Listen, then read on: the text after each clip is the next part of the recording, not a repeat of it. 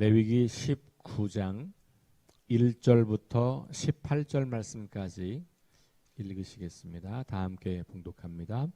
여호와께서 모세에게 말씀하여 이르시되 너는 이스라엘 자손의 온 회중에게 말하여 이르라. 너희는 거룩하라. 이는 다 여호와 너희 하나님이 거룩함이니라. 너희 각 사람은 부모를 경외하고 나의 안식일을 지키라. 나는 너희의 하나님 여호와니라. 너희는 헛된 것들에게로 향하지 말며 너희를 위하여 신상들을 부어 만들지 말라. 나는 너희의 하나님 여호와니라. 너희는 화목 제물을 여호와께 드릴 때에 기쁘게 받으시도록 드리고 그 제물은 드리는 날과 이튿날에 먹고 셋째 날까지 남았거든 불사르라.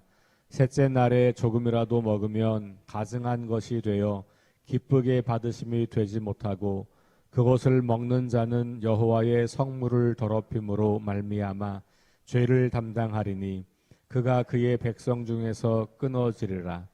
너희가 너희의 땅에서 곡식을 거둘 때에 너는 밭 모퉁이까지 다 거두지 말고 내 떨어진 이삭도 줍지 말며 내 포도원의 열매를 다 따지 말며 내 포도원에 떨어진 열매도 줍지 말고 가난한 사람과 거류민을 위하여 버려두라. 나는 너희의 하나님 여호와이니라. 너희는 도둑질하지 말며 속이지 말며 서로 거짓말하지 말며 너희는 내 이름으로 거짓 맹세함으로 내 하나님의 이름을 욕되게 하지 말라. 나는 여호와이니라. 나는 내 이웃을 억압하지 말며 착취하지 말며 품꾼의 삭슬 아침까지 밤새도록 내게 두지 말며 너는 귀먹은 자를 저주하지 말며 맹인 앞에 장애물을 놓지 말고 내 하나님을 경외하라. 나는 여호와니라. 너희는 재판할 때에 불의를 행하지 말며 가난한 자의 편을 들지 말며 세력 있는 자라고 두둔하지 말고 공의로 사람을 재판할지며 너는 내 백성 중에 돌아다니며 사람을 비방하지 말며 또 내 이웃의 피를 흘려 이익을 도모하지 말라. 나는 여호와이니라. 너는 내 형제를 마음으로 미워하지 말며 내 이웃을 반드시 견책하라. 그러면 내가 그에 대하여 죄를 담당하지 아니하리라. 원수를 갚지 말며 동포를 원망하지 말며 내 이웃 사랑하기를 내 자신과 같이 사랑하라. 나는 여호와이니라. 아멘. 네, 18장과 마찬가지로 19장도 나는 너희의 하나님 여호와니라 혹은 나는 여호와니라 라는 말씀이 반복됩니다. 18장보다도 더 많이 반복되죠. 19장에는. 오늘 18절까지 읽었습니다만 엄밀히 말하면 19장 전반부까지 19장 전반부는 너희는 내 규례를 지킬지어다. 지금 우리 성경에 장절 구분이 이렇게 돼 있어서 그렇지만 원래 성경은 장절 구분이 없습니다. 이건 후대의 사람들이 편의상 그렇게 한 거여서 엄밀히 말하면 이 성경의 내용이 정확하게 단락을 나누어서 한 것은 또 아니에요. 대체로 맞지만 그렇지 않은 경우들도 종종 있는데 이런 경우가 바로 그런 겁니다. 그래서 이걸 좀 구조적으로 이렇게 좀 분석해 보면 너희는 내 규례를 지킬지어다로 끝나는 거예요. 그러니까 한 단락이. 물론 이제 19장 A 전반부까지도 여러 그 단락이 있지만 크게 보면 19장 1절부터 19절 전반부 너희는 내 규례를 지킬지어다까지가 전반부고 그 다음에 내 가축을부터 시작하는 거로 해서 마지막까지 37절까지가 두 번째 단락인데 37절도 동일하게 끝납니다. 너희는 내 모든 규례와 내 모든 법도를 지켜 행하라. 이렇게 이제 끝나죠. 물론 이제 거기에 다시 추가되는 것이 나는 여호와니라. 이렇게 해서 19장 전체를 마감하게 되는 것을 보게 됩니다. 그래서 너는 내 법규를 지켜라 라고 하는 것으로 1단락을 졌고 다시 반복된다. 그리고 반복되는 내용도 앞부분의 내용이 비슷하게 반복되는 것을 보고 있어요. 그래서 A 그러면 그 뒤는 A 다시 이런 식으로 병행되게 나와 있다라고 볼 수 있습니다. 그래서 오늘 전반부까지만 읽었고 후반부 내용은 여러분들이 집에 가셔서 한번 읽어보시면 좋을 것 같습니다. 오늘 본문은 돌아오는 주일 설교 본문이기도 합니다. 그리고 레위기의 내용상으로는 레위기에서 중심을 차지한다고 볼 수도 있어요. 특별히 19장 2절 말씀, 너는 이스라엘 자손의 온 회중에게 말하여 이르라. 그러면서 너희는 거룩하라. 이는 나 여호와 너희 하나님이 거룩함이니라. 이렇게 말씀하고 있죠. 요 19장 2절 말씀, 너희는 거룩하라 라고 하는 이 말씀이 레위기 전체의 주제문이라고 할 수도 있겠습니다. 물론 요 문장이 뒤에 또 나오기도 합니다만 어쨌든 너희는 거룩하라 라고 하는 것이 레위기 전체가 끊임없이 강조하고 있는 거고, 그 거룩을 위해서 뭐는 정하고 뭐는 부정하고, 예배, 제사는 어떻게 드려야 하고, 절기는 어떻게 지켜야 하고, 이런 게 다 나와 있는 거예요. 결국은 거룩한 삶을 위해서 이 모든 것들이 필요한 겁니다. 거룩하지 않은 우리가 하나님의 은혜 앞에 거룩한 백성으로 인정받는 것, 그게 제사잖아요. 하나님이 우리를 부르셔서 우리로 거룩한 백성 삼아 주신 거고, 그래서 그 거룩한 백성들은 절기들은 어떻게 지켜야 하고 예배는 어떻게 해야 하고 이런 세세한 규정들이 나오고, 어떤 음식은 먹어도 되고 어떤 거 먹으면 안 되고, 어떤 짐승은 부정하고 어떤 짐승은 부정하지 않고, 균이 생기면 어떻게 해야 되고, 이런 정결함의 규례들이 등장하게 되는 거고, 이제 19장 이후부터 나오는 이야기는 특별히 그런 거룩함이 하나님과의 관계에서만 이루어지는 게 아니라 사람 사이의 관계에서 어떻게 사는 게 거룩한 거냐를 아주 구체적으로 말씀하고 있습니다. 물론 오늘 본문에도 하나님과의 관계 안에서 이 거룩을 어떻게 해야 하는가가 중간중간 나오지만 더 많은 비중으로 나오는 것은 사람들과의 관계 이야기예요. 자, 첫 번째 보면 부모를 경외하고 안식일을 지키라 이렇게 나왔어요. 요 두 가지가 붙는 것이 참 독특하죠. 원래 10계명으로 보면 부모를 경외하라는 말은 5계명이잖아요. 안식일을 지키라는 4계명이에요. 그러니까 첫 번째 1부터 4계명까지가 하나님과의 관계의 이야기고, 그 다음에 5계명부터 10계명까지가 이웃과의 관계의 이야기인데, 레위기는 그 순서를 바꾸어서 사람과의 관계의 첫 번째 것, 그리고 이 하나님과의 관계의 마지막 것을 끄집어 오면서 10계명 전체를 연상하도록 하죠. 그러면서 하나님과의 관계, 이웃과의 관계, 그 안에서 너희의 거룩함이 나타나는 거다라고 하는 것을 명시적으로 말해주고 있어요. 자, 연결하면 이렇습니다. 2장 중반부부터 너희는 거룩하라. 이는 나 여호와 너희 하나님이 거룩함이기 때문이다. 거룩함이라. 그러면서 그 거룩한 게 뭐냐? 각 사람이 부모를 경외하고 안식일을 지키라. 요게 거룩한 거야. 다시 나는 여호와 너희의 하나님 여호와니라. 이렇게 맺는 거예요. 자, 그리고 다시 4절에 가면 헛된 것들에게 향하지 말라라고 말하면서, 이건 이제 우상 숭배를 금하는 명령이잖아요. 다시 10계명의 초반부예요. 그죠?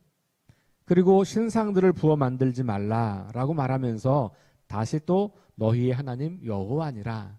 그러니까 하나님과의 관계, 하나님만이 유일하신 신이다. 하나님이 참 신이다. 하나님이 우리의 창조자요 구원자다라고 하는 고백을 하는 거예요. 그러니까 다른 거 찾아가지 말고, 다른 헛된 것들 향하지 말고, 뭘 만들어서 이걸 신이라 하나님이라고 하지 말아라. 하나님이 너희를 애굽에서 인도해내신 분이 아니냐. 출애굽을 떠올려봐.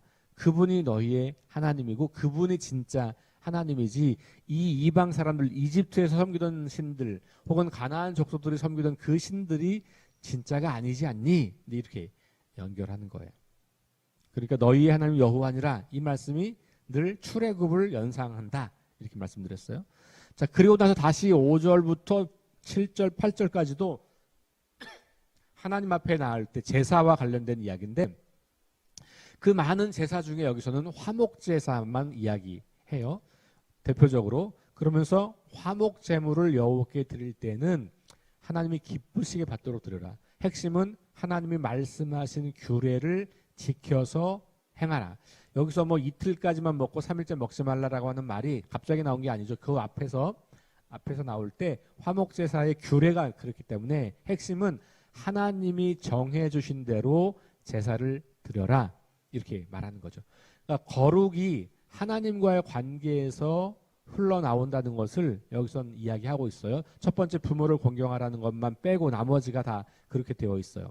자, 그런데 이제 9절부터 보면 거의 대부분이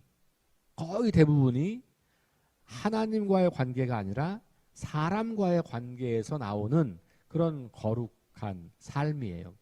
근데 그것도 가만히 살펴보면 특별히 공동체 안에 있는 사람들 혹은 공동체 바깥에 있지만 힘이 없는 사람들, 연약한 사람들, 이런 사람들에게 어떻게 대하는가, 그러니까 관계가 거룩이라는 거예요. 우리는 거룩을 생각하면 내면, 개인적이고 내면적인 것을 많이 생각했어요. 혹은 종교적인 하나님과의 관계와 관련된 것, 기도를 많이 하거나 찬양을 많이 부르거나 예배를 잘 드리는 거, 성경을 읽는 거, 이렇게 하나님과의 관계에서 이루어지는 것으로 제한하여 생각하는 경향들이 많이 있었습니다. 그런데 레위기 19장은 그 생각을 완전히 뒤바꾸어 놓습니다. 거룩하라라고 하는 이야기를 하면서 세부 사항들을 이야기할 때 상당히 많은 분량을 사람과의 관계를 다루고 있더라. 자, 9절 볼까요? 너희가 너희의 땅에서 곡식을 거둘 때 밭 모퉁이까지 다 거두지 말고 떨어진 이삭도 줍지 말라. 10절도 연결됩니다. 포도원 열매를 다 따지 말고 포도원에 떨어진 열매도 줍지 말라. 왜냐하면 가나안 사람들과 거류민을 위하여 버려두라. 그리고 다시 나는 너희의 하나님 여호와니라.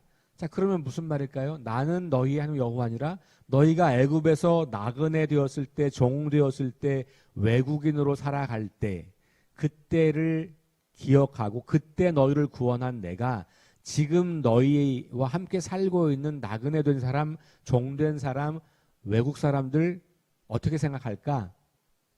이렇게 연결할 수 있죠. 그러니 당연히 그런 상태에서 구원받은 이스라엘 너희는 너희의 옛날 그 모습을 생각하고 너희와 같은 사람들을 선대하라. 그게 거룩이다. 이렇게 이야기하는 거예요. 사람들은 힘이 없는 사람들을 배려하지 않고 나 혼자 잘 먹고 잘 살면 되는 거예요.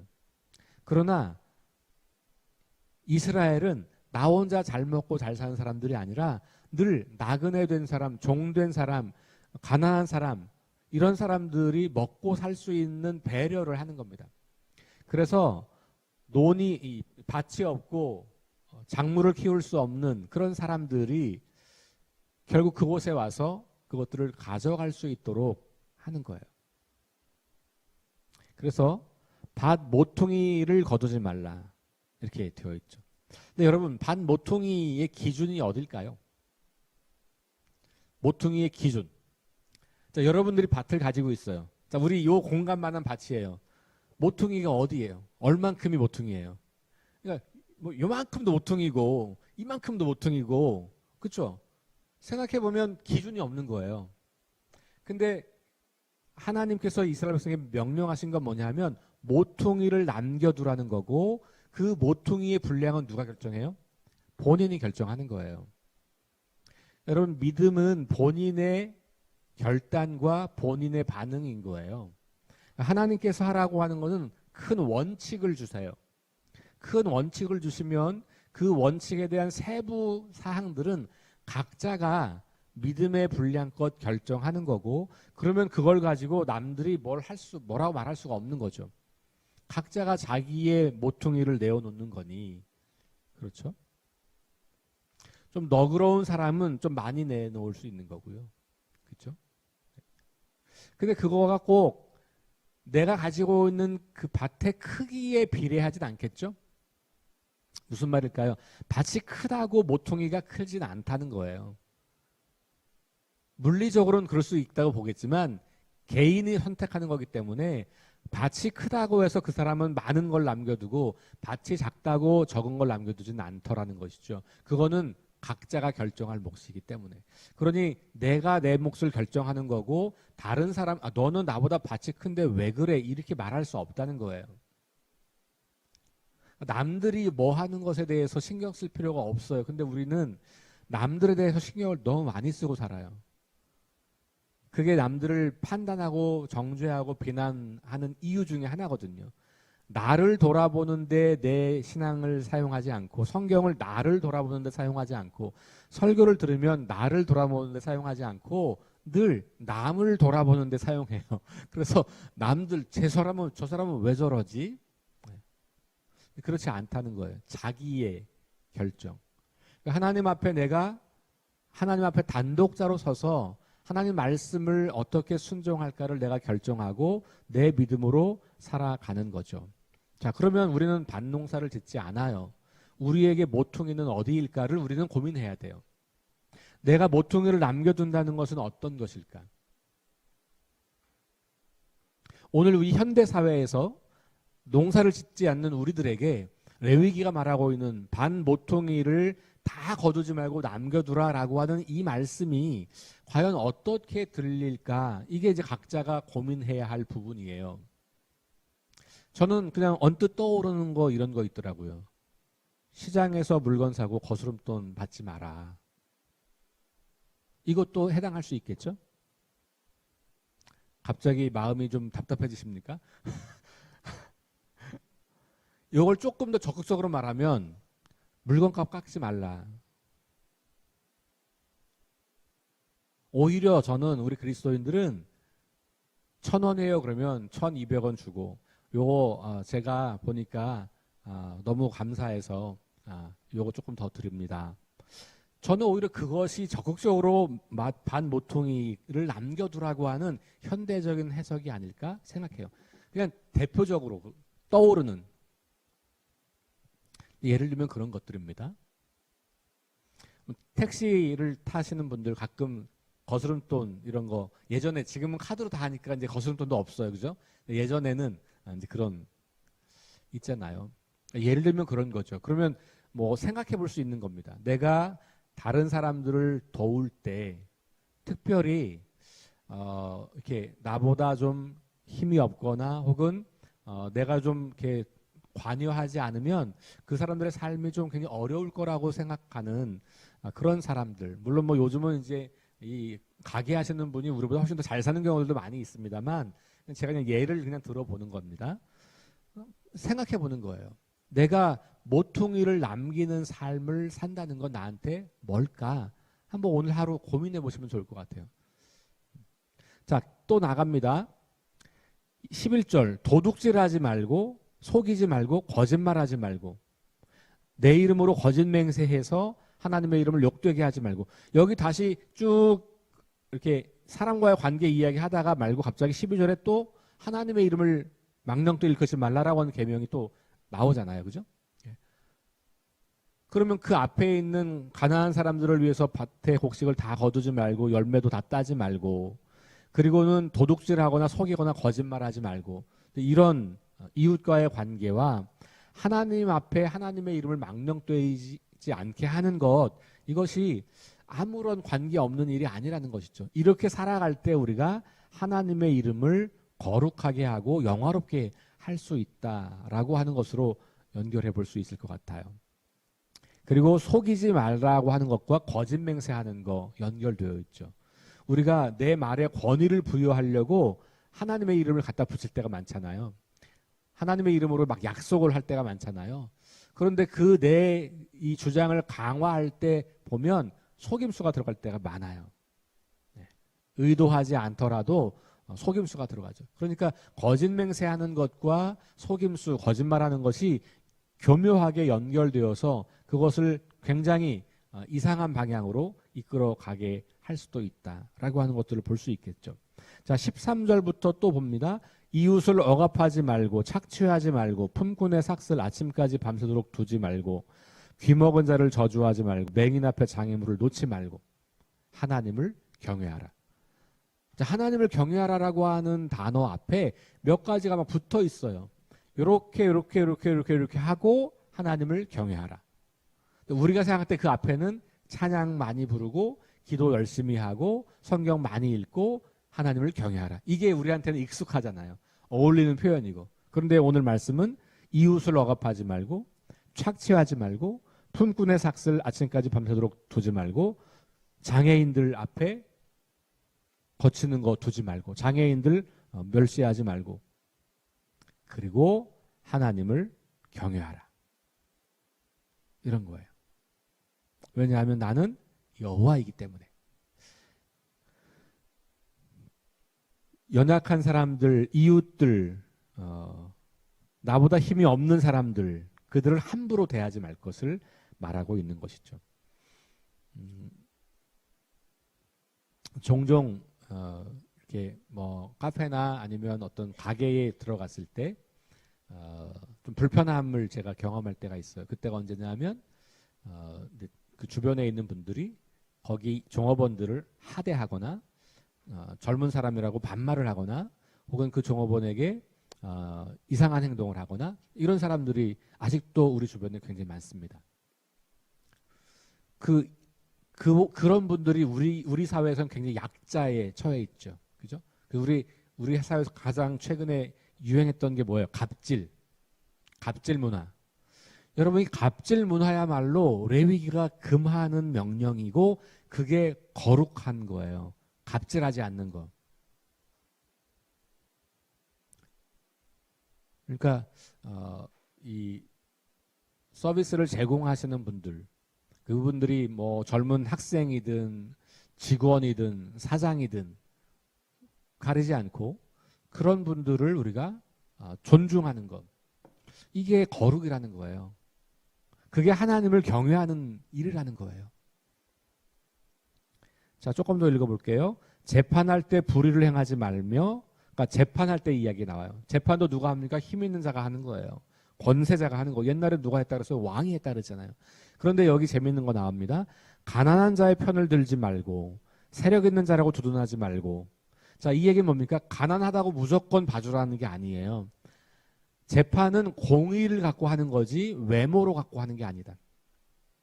가난하니까 무조건 봐주고 아니면 힘 세니까 돈 많으니까 무조건 봐주고 그런 거 아니라는 거예요. 공의롭게 하라. 그러니까 성경이 가난한 자의 편을 드는 성경이 아니죠. 성경은 공의로운 삶을 추구하는 거예요. 근데 그럴 때 대부분의 경우가 가난한 자들을 돕고 배려하고 존중하는 것이 들어있지만 그러나 그 사람이 뭔가를 잘못했을 때에는 그것에 대해서는 공의로 판단을 하라는 거예요. 그러니까 재판할 때는 가난함이나 돈이 많음이나 이런 외적인 모습이나 외적인 기준이 재판에 영향을 주어서는 안 된다라고 하는 것을 말해주고 있는 겁니다. 자, 그래서 다시 15절 후반에 공의로 사람을 재판하라 나와요. 자, 16절 말씀 볼까요? 이 16절은 굉장히 많은 사람들에게 굉장히 무시당하고 있는 본문 같아요. 저도 가끔은 이 본문 앞에서 좀 무너질 때가 있습니다. 자, 보세요. 내 백성 중에 돌아다니며 사람을 비방하지 말며 내 이웃의 피를 흘려 이익을 도모하지 말라. 나는 여호와니라. 보세요. 돌아다니면서 사람을 비방한다. 이거 우리 주변에 너무나 많은 일이에요. 교회 안에서 매우 많이 일어나는 일입니다. 여러분, 교회에서 결국 문제가 발생하는 게 뭡니까? 돌아다니면서 모여서 누군가를 비방하는 일이에요. 그것 때문에 교회는 끊임없이 분열하고 갈라지고 편이 나눠지고 하는 거예요. 모여서 숙덕숙덕 하는 거죠. 그러면서 이 비방 속에서 끊임없이 우리는 상대방을 사랑하지 않고 상대방을 미워하고 증오하는 문화를 계속 재생산하게 됩니다. 그런데 그것과 뭐가 연결되냐 하면 이웃의 피를 흘리는 것과 연결되어 있어요. 물론 여기서 말하는 것은 폭력을 행사해서 사람을 해치는 것을 말하지만 비방하는 것이 곧 폭력과 마찬가지라고 보여지는 거예요. 사람들이 모여서 끊임없이 누군가를 향해서 비난하죠. 모여서 건강한 대안을 만드는 건 좋습니다. 우리는 비판의식을 가지고 있어야 해요.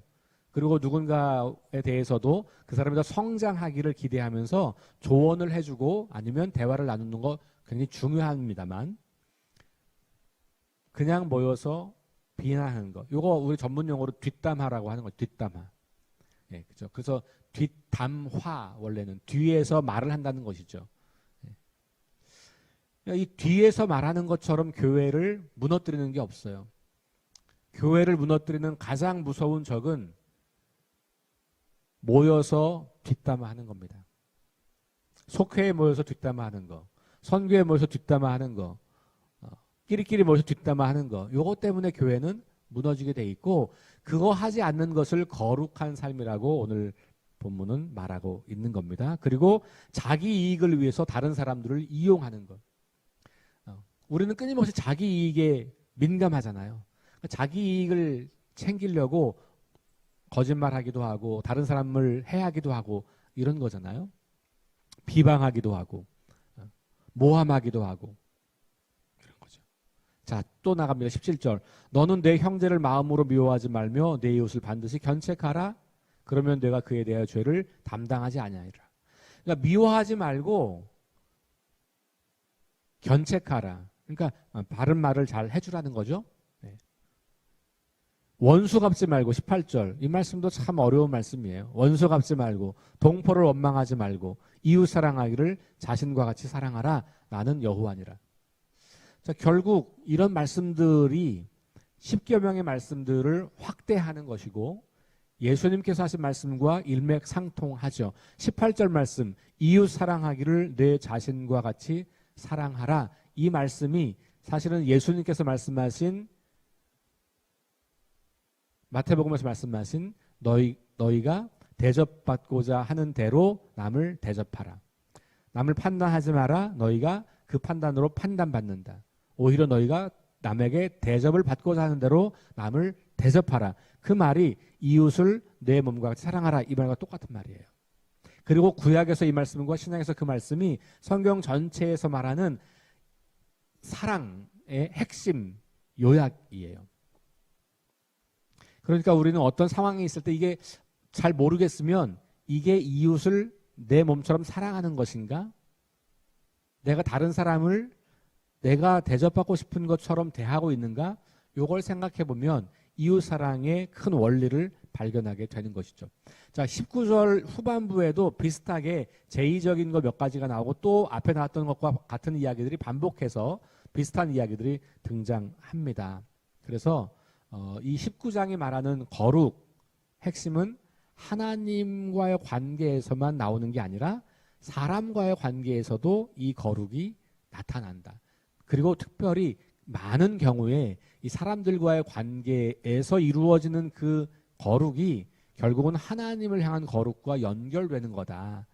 사람을 빼어놓고 사람과 관계는 무시하고 거룩하게 하나님을 만나는 것은 어려운 일이다 라고 하는 것을 기억할 필요가 있고 특별히 연약한 자들을 내가 어떻게 대하는지 혹은 내가 내 힘을 어떻게 사용하고 있는지 내가 모여서 사람들을 비난하는 데 익숙한지 아니면 칭찬하고 격려하고 하는 데 익숙한지 찾아가서 그 사람과 1대1로 단독자로 만나서 대화하는 걸 좋아하는지 모여서 수군수군 대면서 많은 사람들이 그 사람을 집단으로 싫어하도록 만드는 것에 익숙한지 우리 생각해 볼 일이죠.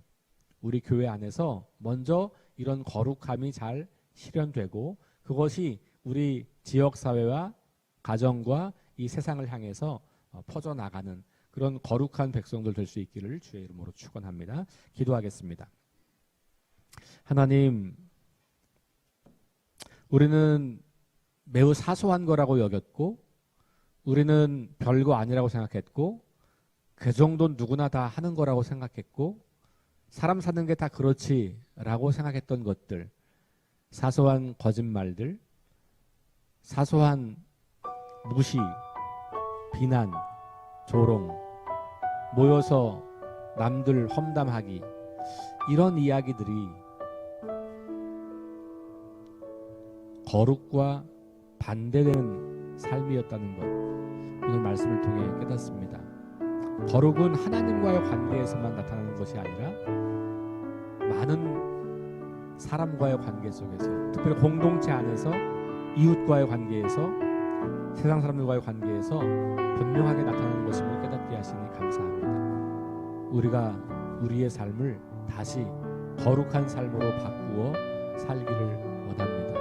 우리를 도와주시고 우리와 함께하여 주옵소서. 예수님 이름으로 기도합니다. 아멘. 우리 함께 합심해서 기도합니다. 성령의 능력으로 하나님 나라를 증언하고 살아내게 하소서. 하나님 말씀이 기준이 되게 하소서. 질병과 연약함으로 고통당하는 사람들을 치유하여 주소서. 전쟁과 자연재해와 가난과 억압으로 고통당하는 지구촌 이웃들에게 은혜를 베푸소서. 다음 세대에게 하나님 나라 복음을 전수하게 하소서. 우리 함께 합심해서 기도하고 개인 기도하고 돌아갑니다.